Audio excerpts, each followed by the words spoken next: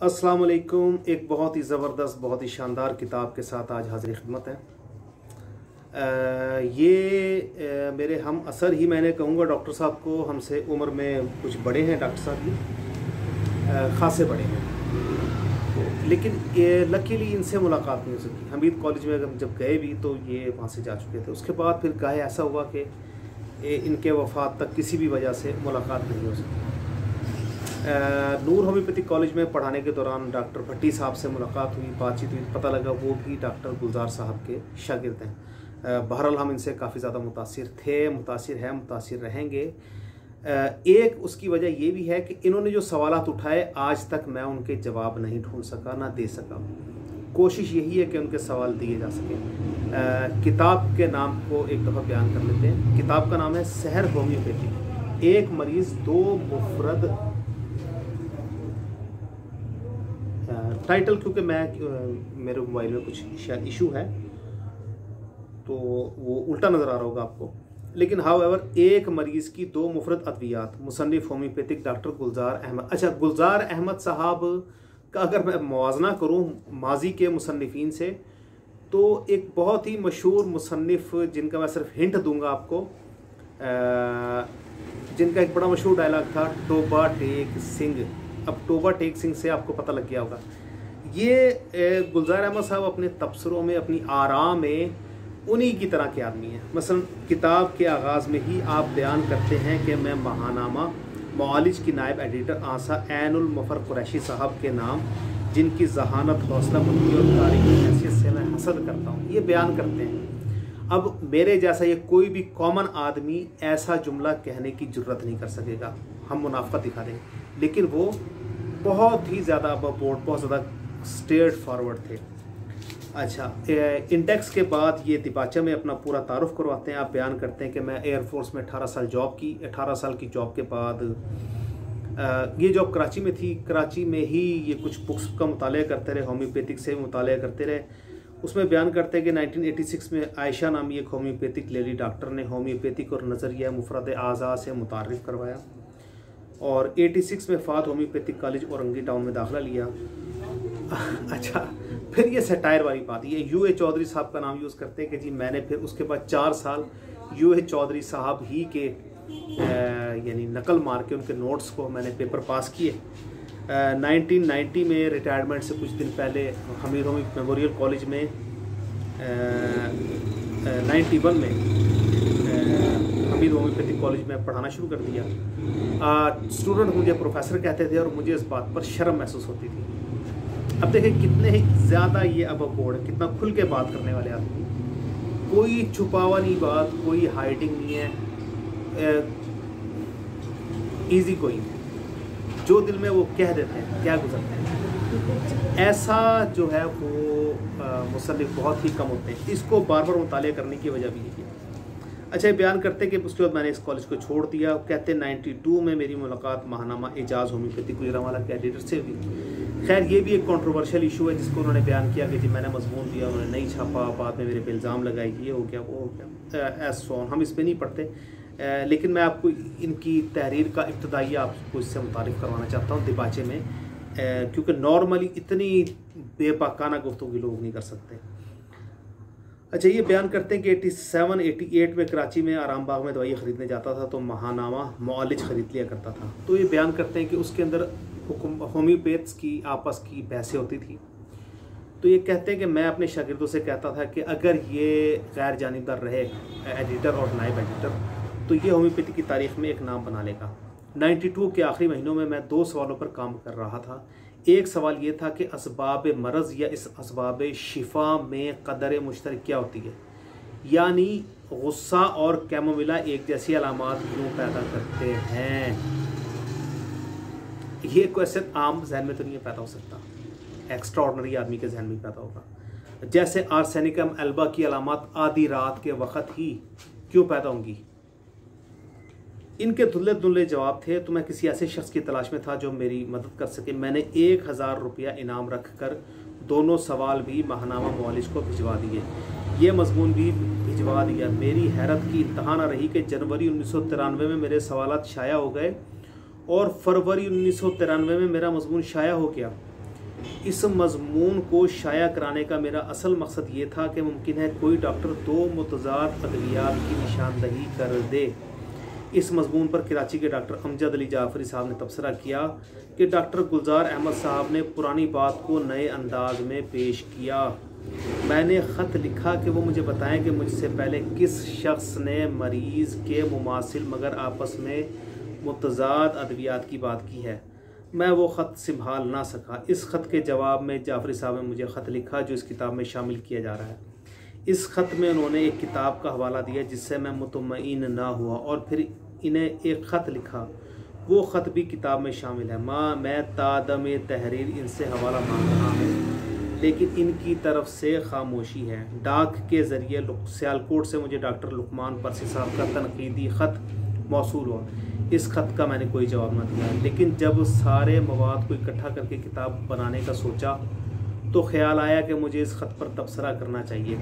अप्रैल 1993 में कराची के डॉक्टर मोहम्मद इरफान कुरैशी साहब की तनकीद शाया हुई। कई माह बाद मैंने इनकी तनकीद का बज़रिया ख़त जवाब दिया। जून 1993 में बहावलपुर के डॉक्टर राना मोहम्मद अनायत साहब की तनकीद शाया हुई। मैंने इन्हें ख़त लिखकर इनकी तनकीद पर ख़ासा कड़वा तबसरा किया। अच्छा, मेरे अब कमेंट्स भी साथ साथ आप सुनिए। देखिए ये कितने एक स्ट्रेट फॉरवर्ड आदमी है कि हर चीज़ को लगी लिपटी के बगैर बयान कर रहे हैं। ऐसा शानदार तबसरा आपको किसी जगह पर मिल सकता है? अच्छा, इस सारे मवाद से एक दिलचस्प किताब बन गई। मुझे उम्मीद है कि आपको पढ़कर मजा आएगा। अच्छा, ये अब सारे के सारे अल्फाज गुलजार साहब के ही हैं। जनवरी 1993 में मैंने जो 2 सवाल शाया कराए थे, इनके जवाब में मुझे सिर्फ 4 ख़त मौसूल हुए। अदविया में कदर मुश्तरक नामी किताब मेरे 2 सवालात मौसूल होने वाले जवाबात, फिर मेरे जवाबात और सवालात की असल जवाबात पर मबनी है और जल्द ही वो दिलचस्प किताब भी आपकी खिदमत में पेश करूँगा। मेरा मकसद किताबें बेचकर रोटी कमाना नहीं। मैं अपनी ज़िंदगी को बड़ा महदूद किया है। सिवाय पानी, बिजली और गैस के मुझे हुकूमत से कोई लालच नहीं। किसी MNA, MPA, काउंसिलर की मुझे कभी ज़रूरत नहीं पड़ी। मैं समझ चाहता हूँ कि जितना कुछ मेरे पास है वो जल्द अज जल्द आपके हवाले करूँ। जिन डॉक्टर साहिबान ने मेरे मजमून पर तनकीद की, इनका शुक्रगुजार हूँ। इन्होंने अपने मजमून पर तनकीद करके नई नस्ल पर बहुत बड़ा एहसान किया है। इल्मी मुबाहिसों में झड़पें तो होती रहती हैं। ये लोग मेरे लिए इंतहाई काबिल एहतराम हैं। अफसोस इन डॉक्टर साहिबान पर है जिन्होंने खामोशी और बेहिसी का मुजाहरा किया। इस मजमून पर तनकीद की आप सबको भी दावत है। ना मेरी कोई मैं है और ना मैं कंपाउंड बेचने, इसलिए आपकी तरफ से की गई तनकीद होम्योपैथिक की तारीफ नामी किताब में शाया कर दूंगा। ये छोटा सा मजमून अपने अंदर सारी की सारी होम्योपैथी रखता है। आपकी तनकीद होम्योपैथिक को और ज़्यादा आगे बढ़ाएगी।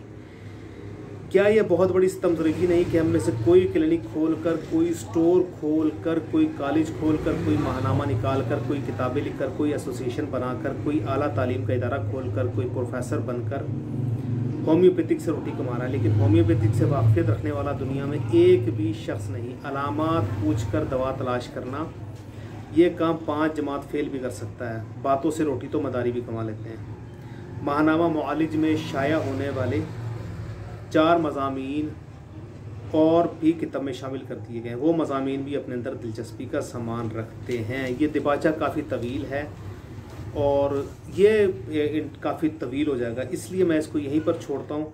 ये इनकी आखिरी जो गुजारिश है, जो लास्ट अल्फाज में इन्होंने बयान किया, वो ये कहते हैं कि कायनात मुसलसल हरकत में, ये हो ही नहीं सकता कि कोई इनपुट ले और आउटपुट ना दे। अगर कोई जिस्म दूसरों को आउटपुट ना दे तो अपनी ही ज़ात में बढ़ना शुरू हो जाता है और कारून की तरह इसकी इनपुट इसके लिए अजाब बन जाती है। ये कैंसर होता है। कारून चौके दूसरों की ग़िज़ा भी खुद खा रहा होता है, इसलिए दूसरे इसकी मदद कमज़ोरी की बिना पर नहीं कर सकते। ये बात भी पेश नज़र रहे कि अमराज खुलिया की सतह से DNA की तरफ सफ़र करता है और पोटेंसी दवा ही मर्ज़ को बाहर निकाल सकती है। कोनियम के दमे के 40 साल पुराने मर्ज़ को अगर एक खुराक देनी हो तो खरब की पोटेंसी भी मर्ज़ की गहराई से मुमासिल नहीं होती। अगर 6, 30 या 200 पोटेंसी दी जाए तो बार बार दवा दोहरानी पड़ती है और मर्ज़ सालों में जाकर ख़त्म होता है। पूरी वजाहत इंशाअल्लाह होम्योपैथी की तारीफ में दूंगा। यहाँ इस मजमून के हवाले से इतना जान लें कि अगर एलोज़ खाम हालत में मर्ज़ को बढ़ाती है तो भी मरीज़ के साथ ज़्यादती है। अगर कमज़ोर वाइटल फोर्स वाले मरीज़ को एलोज की निचली पोटेंशियो पर पहुंचा देती है तो भी मरीज़ के साथ ज़्यादती है। इस दूसरी सूरत में अगर मुमासिल दवा से रद्द-ए-अमल हो भी तो जब जिस्म में रह ही कुछ नहीं गया तो वो रद्द-ए-अमल क्या देगा। ऐसी सूरत में हमें कमी पूरी करनी पड़ती है। एलोज पर ओपियम देना पड़ती है, कोनियम पर कलकेरिया फ्लोर देना पड़ती है, प्यास पर पानी देना पड़ता है। इसमें कोई शक नहीं कि ब्रायोनिया की एक खुराक प्यास बुझाई देती है, लेकिन अगर सारे खलियात ही सूखे पड़े हों तो फिर ब्रायोनिया क्या करे। जाहिर है एक आध मिनट के बाद प्यास मज़ीद बढ़ जाएगी। आखिर में नौजवान नस्ल से गुजारिश करना चाहता हूँ कि इंसानी जिस्म के लिए कोई भी गैर अज़-ग़िज़ा चीज़ अजनबी होती है। इंसान जंगल के कानून से आहिस्ता आहिस्ता तंग आता जा रहा है और क़वानीन कुदरत से करीब होता जा रहा है। लिहाजा आने वाली नस्लों का तरीक़ा इलाज होम्योपैथी है। आप जितनी ज़्यादा मुझ पर तनकीद करेंगे होम्योपैथी उतनी ज़्यादा बढ़ेगी। 5/12/1993 डॉक्टर गुलजार अहमद। तो इसके लिए इन्होंने ग्राफ की मदद भी ली है और बहुत ही उम्दा पैराए इस्तेमाल किए अपनी बात को समझाने के लिए। डॉक्टर लुकमान परसी साहब के ऊपर बड़ा सख्त अंदाज में इन्होंने जवाब लिखा हुआ है। डॉक्टर मोहम्मद इरफान बशीर साहब को भी बड़ा काफ़ी करारा जवाब दिया है इन्होंने। तो बहुत ही मज़ेदार, बहुत ही स्ट्रेट फॉरवर्ड, आदमी के लिए बहुत ही स्ट्रेट फॉरवर्ड किताब है। पढ़ने का मज़ा आएगा। डॉक्टर राना मोहम्मद अनायत साहब की भी तनकीद को इन्होंने जवाब भी दिया और इसको भी ग्राफ और सेट्स की मदद से। अच्छा, ये चीज़ आपको और किसी जगह नहीं मिलेगी। ये मेरा ख्याल है कि इब्तिदा इन्हीं से हुई है। सेट्स यानी मैथमेटिकली बात को समझाने के लिए कोई तरीक़ेकार को इख्तियार करना। तो मेरी तो आपसे यही गुजारिश होगी कि डॉक्टर गुलजार साहब की किताबें, कुछ ये मुझे नहीं पता लेकिन मुझे लगता है कि शायद इन पर बैन है या कोई और वजह है, लेकिन अगर किसी भी ज़रिए से आपको ये किताबें दस्तयाब हो सकें तो आप इनका मुताला एक दफ़ा कीजिएगा ज़रूर। ये सोचने के नए रास्ते पैदा करेगा। हो सकता है आपको उतनी ज़्यादा होम्योपैथिक ना सिखा सके, लेकिन यकीनन बिल यकीन ये सिखाने की कुछ ना कुछ आपको कोशिश करेगा और कुछ नए सवालात आपको देकर जाएगा। तो मेरा ख्याल है कि ऐसी किताबों को अपने मुताले में रखना चाहिए। अच्छा, और एक बहुत ही शानदार शेर के साथ ही किताब का इख्तिताम करते हैं। मैं आप सबके गोशुगुजार करना चाहूँगा। सुनी हिकायत हस्ती तो दरमिया से सुनी, ना इब्तदा की खबर है ना इंतहा मालूम। तो इरशाद अज़ीम आबादी साहब का ये शेर था, उसके ऊपर ही तकरीबन किताब का इख्तिताम करते हैं। मैं भी अपने इस YouTube का जो क्लिप है इसका इख्तिताम करता हूं। अगर ये क्लिप पसंद आए तो इसको सब्सक्राइब कर दीजिएगा, बेल बटन दबा दीजिएगा, लाइक और शेयर कर दीजिएगा। होम्योपैथिक के नॉलेज का इसमें आप भी इजाफ़ा करने का बायस बने। अल्लाह ताला आपके इल्म और अमल और फ़न में तरक्की पैदा फरमाए। वमा अलैना इल्लल बलागुल मुबीन। अस्सलामु अलैकुम व रहमतुल्लाहि व बरकातहू।